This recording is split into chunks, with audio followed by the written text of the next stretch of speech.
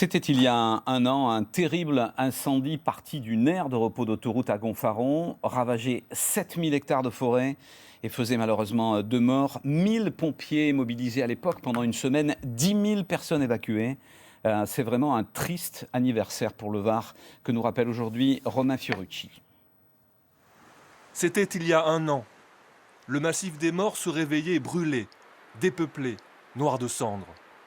En l'espace de 10 jours, sur 7000 hectares, la nature y avait perdu sa place, dévastée par un incendie aussi rapide que violent.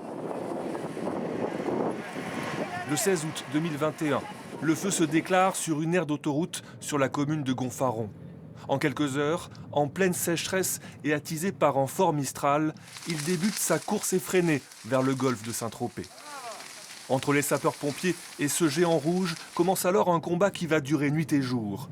Ils sont plus de 1000 à batailler contre les flammes dans un massif boisé extrêmement difficile d'accès. À mesure que le feu avance, on évacue les habitants. 10 000 personnes seront mises à l'abri. L'incendie ravage tout sur son passage. Une trentaine d'habitations sont détruites.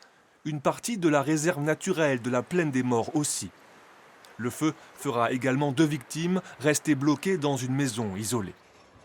Au bout de 5 jours de lutte, le feu est fixé, mais il en faudra 5 de plus pour l'éteindre complètement, et des dizaines d'années pour que la forêt renaisse. Encore faut-il qu'elle ait le temps. Le massif des Morts est malheureusement trop habitué aux grands incendies. En 2003 déjà, 17 000 hectares avaient brûlé, dans un feu qui avait causé la mort de 7 personnes.